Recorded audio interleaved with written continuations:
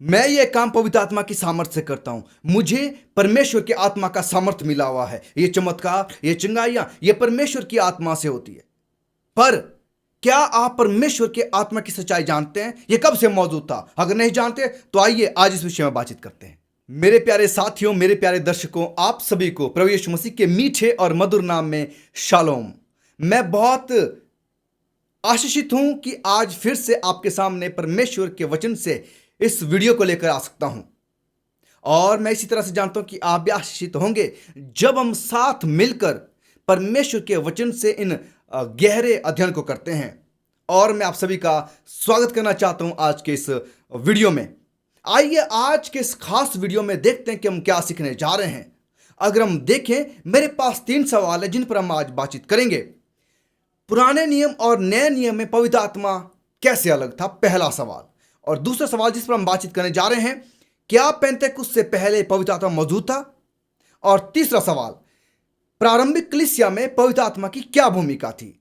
इन 3 सवालों पर आज हम बातचीत करने जा रहे हैं और आप मेरे साथ बने रहें जब हम इन सवालों के जवाब ढूंढते हैं। आइए एक एक करके इनके उत्तरों को परमेश्वर के वचन से खोजते हैं। पहला सवाल, पुराने नियम और नए नियम में पवित्र आत्मा कैसे अलग था? आपने बहुत बार सुना होगा कि नए नियम की कलीसिया या उसके बाद की कलीसिया को परमेश्वर की आत्मा का सामर्थ्य दिया गया, उन पर परमेश्वर का आत्मा उंडेला गया। क्या उससे पहले परमेश्वर का आत्मा मौजूद नहीं था?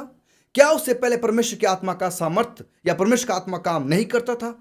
आइए इस पर बातचीत करते हैं।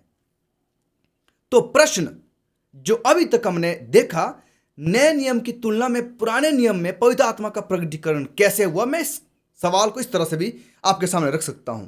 आइए इसका उत्तर परमेश्वर के वचन से खोजते हैं। अगर आपके मन में भी सवाल को लेकर डाउट है तो आइए इसको स्पष्ट करते हैं। पुराने नियम में परमेश्वर के पवित्र आत्मा ने कई बार अलग अलग तरीकों से खुद को प्रकट किया है। अगर आप देखें पूरे शास्त्रों में, खास करके पुराने नियम में, अगर हम नए नियम से पहले की अगर बात कर रहे हैं तो अगर आप पुराने नियम में देखेंगे तो आप बारंबार पाएंगे कि परमेश्वर का आत्मा जो है उन्होंने बार बार अपने आप को प्रकट किया है। अगर आप गिनती उसका 24 हजार उसकी 2 आयत अगर आप पढ़ेंगे तो वहां पर लिखा गया है परमेश्वर का आत्मा उस पर उतरा।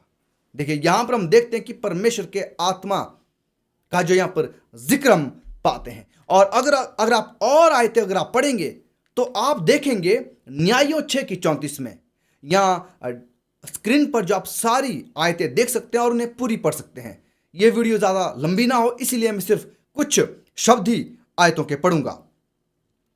तो न्यायों 6:34 में यहां पर भी लिखा गया है यहोवा का आत्मा। पहला शमूएल 16:13, यहोवा का आत्मा दाऊद पर बल से उतरा। दूसरा शमूएल 23:2, यहोवा का आत्मा मुझ में होकर बोला। दूसरा इतिहास 24:20, और परमेश्वर का आत्मा यहोयादा याजक के पुत्र जकरिया में समा गया। भजन संहिता 51:11 में, मुझे अपने सामने से निकाल ना दे और अपने पवित्र आत्मा को मुझसे अलग ना कर। यशाया 48:16, और अब प्रभु यहोवा ने और उसकी आत्मा ने मुझे भेज दिया। यहां पर हम बार बार देखते हैं कि किस तरह से पुराने नियम में जो भरपूरी से पवित्र आत्मा का जिक्र हम पाते हैं, पवित्र आत्मा की सामर्थ्य, पवित्र आत्मा का कार्य हम पाते हैं। आइए कुछ और आयतें मैं आपके लिए पढ़ना चाहूंगा। यहेजकेल 11:15, तब यहोवा का आत्मा मुझ पर उतरा।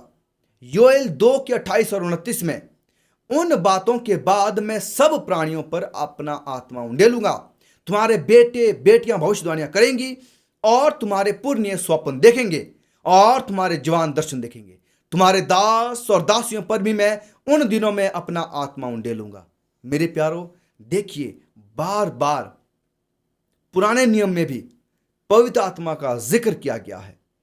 पवित्र आत्मा, जब से हम देखते हैं कि पवित्र आत्मा परमेश्वरत्व का या त्रिएक परमेश्वर का एक हिस्सा है, और जब से परमेश्वर हैं और जब तक परमेश्वर हैं, पवित्र आत्मा भी तब से हैं और तब तक रहेंगे। क्यों? क्योंकि वो परमेश्वरत्व का हिस्सा है। जैसे कि हम परमेश्वर पिता, परमेश्वर पुत्र और परमेश्वर पवित्र आत्मा कहते हैं।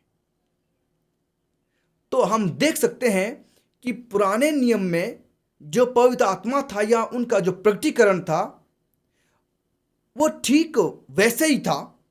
अगर हम देखें नए नियम में जब पेंतेकुस्त के बारे में हम पढ़ते हैं, वहां पर उनका सामर्थ्य या उनका उंडेला जाना एक अलग स्तर पर था। आइए उसके बारे में जानते हैं। क्या पेंतेकुस्त से पहले पवित्र आत्मा मौजूद था? जैसे मैंने पहले आपसे कहा, पुराने नियम हमने तो पढ़ा कि पवित्र आत्मा जो वो बारंबार परमेश्वर के लोगों पर जो वो काम करता चला गया। लेकिन आइए देखते हैं कि पेंतेकुस्त से पहले क्या मौजूद था, क्योंकि पेंतेकुस्त जो यीशु मसीह के लगभग जब वो स्वर्ग गए उसके लगभग 40 दिन के बाद जो 50वां दिन था, वहां पर हम देखते हैं कि पेंतेकुस्त का दिन था।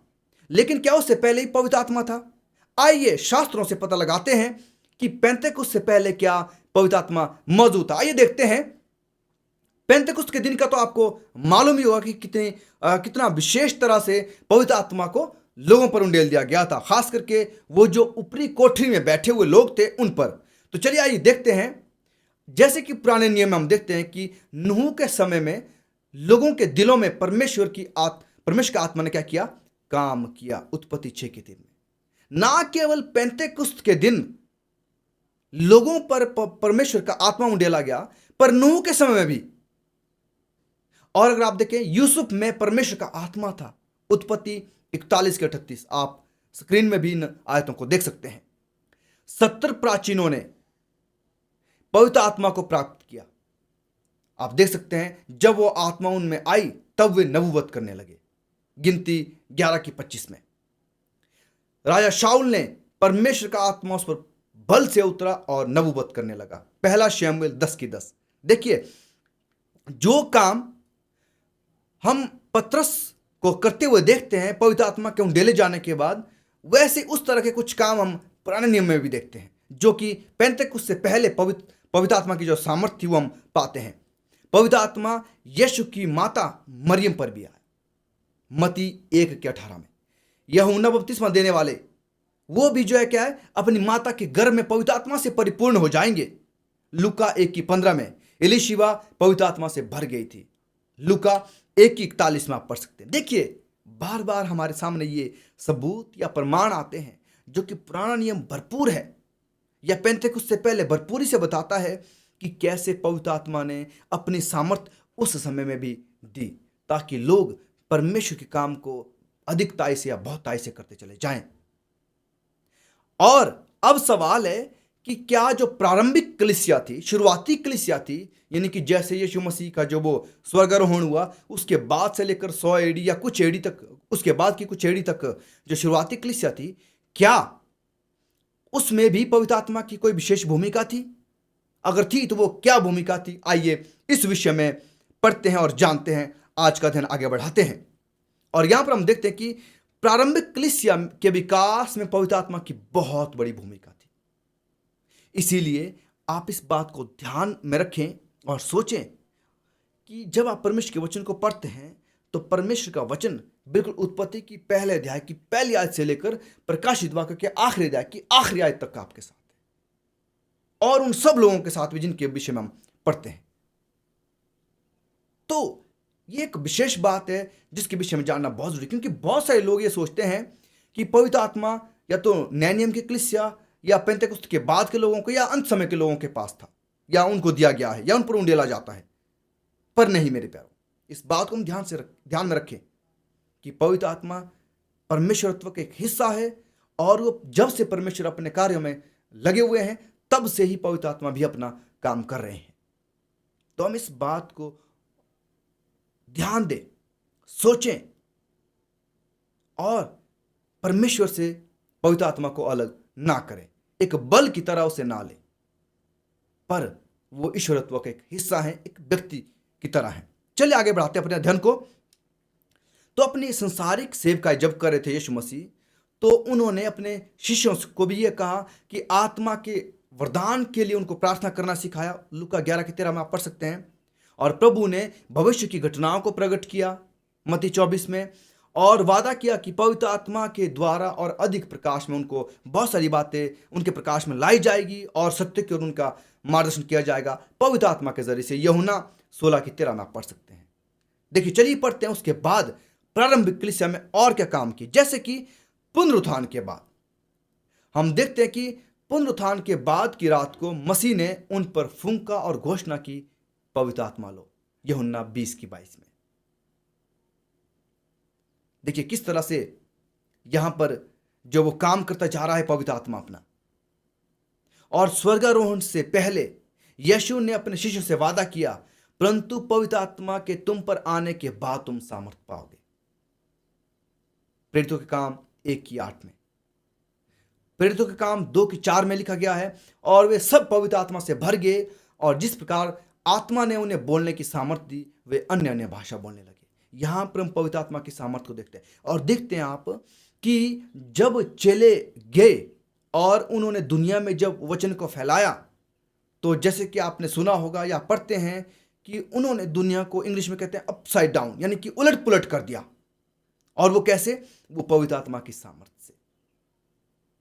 और ना केवल अन्य भाषा, यानी कि हर तरह की सामर्थ्य पवित्र आत्मा ने उन्हें दी, चाहे वो अन्य भाषा या कोई चमत्कार करने की या एक देश से दूसरे देश जाने की, यानी कि हर तरह से उनको, चाहे वो शारीरिक हो, चाहे वो मानसिक हो, चाहे वो भावनात्मक हो, चाहे वो सामाजिक हो, हर तरह की सामर्थ्य और आशीष पवित्र आत्मा ने उन पर उंडेली और अधिक आत्मा का अभिषेक उन पर होता चला गया। पेंतेकुस्त पर हम देखते हैं कि पवित्र आत्मा का बहुतायत से उंडेला जाना और अधिक आत्मा का अभिषेक उनको दिया जाना।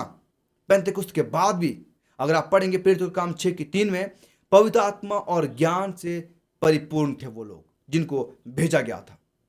और अगर आयत 5 पढ़े आप, विश्वास और पवित्र आत्मा से वो भरे हुए थे।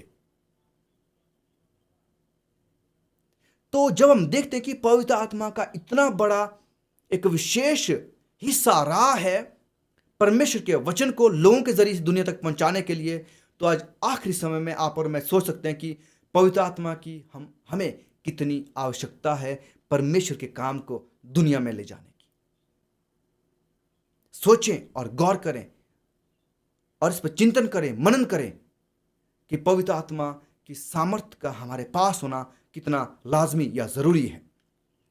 और इसके बाद जब हम देखते हैं कलीसिया की वृद्धि के लिए, पवित्र आत्मा की सामर्थ्य के बिना कलीसिया की वृद्धि एक नामुमकिन सी बात थी। आप बहुत सारी आयतें पढ़ सकते हैं। जैसे जैसे कलीसिया का विकास होता चला गया, आत्मा ने पौलुस की नियुक्ति की। आप प्रेरितों के काम 9:17, कलीसिया में अन्य जातियों के स्वागत में पवित्र आत्मा। प्रेरितों के काम 10:44 से 47 तक आप पढ़ सकते हैं। जो मिशनरी के लिए बरनबास और पौलुस के विदाई में मार्गदर्शन करना जारी रखा पवित्र आत्मा ने। कार्य उन्होंने किया पवित्र आत्मा प्रेरितों के काम 13:2 से 4 में, यरूशलेम की महासभा में और पौलुस की मिशनरी यात्राओं में हम देखते हैं कि पवित्र आत्मा का एक बहुत बड़ा योगदान रहा। और उन सब को एकता में लाने में पवित्र आत्मा का एक बहुत बड़ा योगदान रहा। वो जो लगभग 120 लोग जो ऊपरी कोठरी में बैठे हुए थे उस समय में, जब वो एक मन हुए, एक चित्त हुए, तब जाकर पवित्र आत्मा उन पर उंडेला गया, उसकी सामर्थ उन पर बहुत आय से दी गई। और अब हम देखते हैं ये सारी बातें या तो हमने पुराने नियम के विषय में या फिर पेंतेकुस्त से कुछ समय के पहले में या प्रारंभिक कलीसिया के समय में। अब आखिरी समय के लिए क्या, अंत समय के लिए क्या, यीशु मसीह के दूसरे आगमन के लिए क्या, अगर इस बारे में हम देखते तो पवित्र आत्मा का क्या योगदान है अंत समय के लिए। तो अगर हम देखें तो अंत समय के लिए पवित्र आत्मा का ठीक वैसा योगदान है जैसा कि शुरुआत से रहा है या पेंतेकुस्त के दिन रहा है या उस समय में जब यीशु मसीह दुनिया में थे या प्रारंभिक कलीसिया के दौरान रहा है। ठीक अंत समय में या यीशु मसीह के दूसरे आगमन से ठीक पहले भी बिल्कुल ऐसा ही पवित्र आत्मा के योगदान की आवश्यकता है। इसीलिए इसको पहली बारिश और आखिरी बारिश कहा जाता है। पहली बारिश जो पेंतेकुस्त के दिन में हुई और आखिरी बारिश जो अंत समय में होगी यीशु मसीह के आगमन से कुछ समय ठीक पहले। और आजकल का ये समय है और कुछ समय है जब आखिरी बारिश पवित्र आत्मा के रूप में उंडेली जाएगी। क्या हम उसका इंतजार कर रहे हैं? मेरे प्यारो, हमने ये देख लिया कि पवित्र आत्मा के बिना परमेश्वर के काम को आगे बढ़ाना या फैलाना नामुमकिन है और सच्चाई और खराई से लोगों तक परमेश्वर के विषय में बताना नामुमकिन है अगर हमारे पास पवित्र आत्मा की सामर्थ्य नहीं है। इसीलिए पवित्र आत्मा की सामर्थ्य का होना बहुत जरूरी है।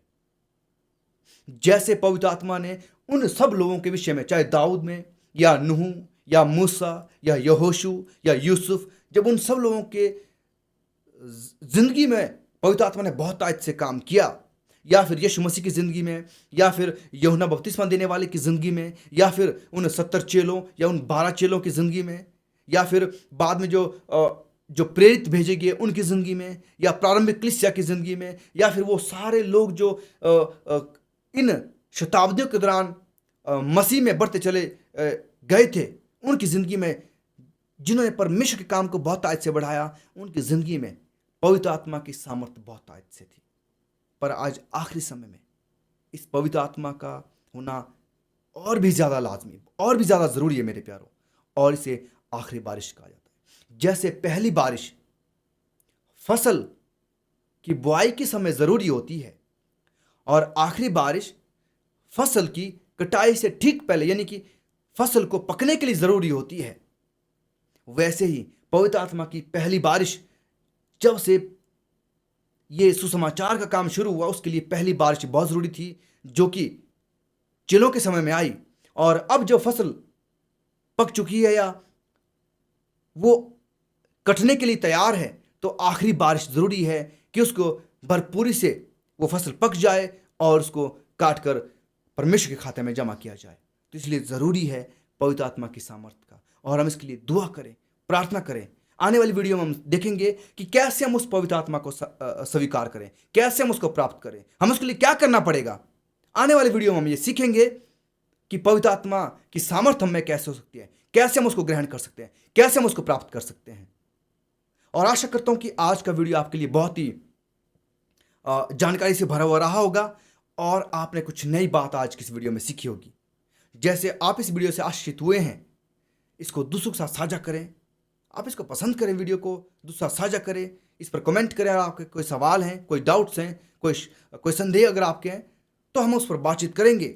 और अगर आप किसी खास विषय के बारे में जानना चाहते हैं, तो हम आपके लिए उस वीडियो को बनाएंगे। और आप ज़रूर इस चैनल को सब्सक्राइब करें, ताकि जब भी हम वीडियो अपलोड करें तो आपको उसके अपडेट्स मिलते रहे। परमेश्वर आपको और जो इस वीडियो को देखता है, सुनता है, सबको बहुत ताकत से आशीष और बरकत दे, और आखिरी समय में उस आखिरी बारिश के लिए हमें तैयार करे, ताकि हम उसको प्राप्त कर सके और भरपूरी से और सच्चाई और खराई से परमेश्वर के वचन को लोगों तक पहुंचा सके। परमेश्वर आप सभी को बहुत आशीष और बरकत